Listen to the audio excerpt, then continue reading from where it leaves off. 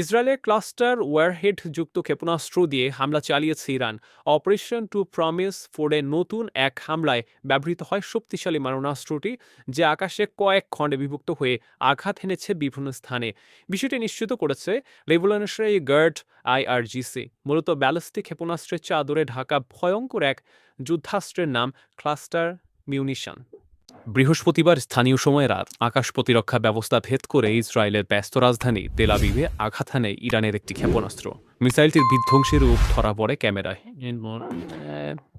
Revolutionary guard IRGCর দাবি, এটি ছিল একটি ক্লাস্টার ওয়ারহেডযুক্ত খাইবার শেকান মিসাইল, যা মাটি থেকে স্বল্প উচ্চতায় কয়েকটি সাবমিনিশনে বিভক্ত হয়ে আঘাত হানে তেল আবিবের বিভিন্ন স্থানে। খাইবার শেকান নামের এই মিসাইল ইরানি অস্ত্রভাণ্ডারে নতুন, যার নামের অর্থ দুর্গ বিধ্বংসী। 2022 সালে IRGCর সমর ভাণ্ডারে যুক্ত হয় ক্ষেপণাস্ত্রটি। এ ধরনের ক্ষেপণাস্ত্রের খোলস বা ক্যানিস্টারের মধ্যে রাখা হয় ছোট ছোট অনেক বোমা, গুচ্ছ আকারে রাখা হয় বিধায় এর নাম ক্লাস্টার বোমা। আকৃতি বা সক্ষমতা ভেদে এক একটি মিসাইলের সাথে 20টির মতো ছোট বোমা বা বিস্ফোরক থাকে, যা সাবমিনিশন নামে পরিচিত। এসব সাবমিনিশনে কয়েক কেজি পর্যন্ত বিস্ফোরক থাকতে পারে। মূলত মাটি থেকে 7 থেকে 8,000 মিটার উচ্চতায় আকাশে থাকা অবস্থাতেই এগুলো বিভক্ত হয়ে আশপাশের কয়েক কিলোমিটার এলাকায় ছড়িয়ে পড়ে, যেখান থেকে পরবর্তীতে একের পর এক বিস্ফোরণ ঘটে।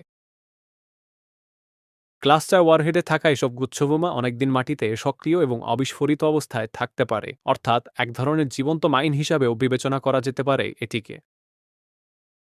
কনভেনশনাল ক্লাস্টার মিউনিশন নামে একটি আন্তর্জাতিক চুক্তি হয় 2008 সালে।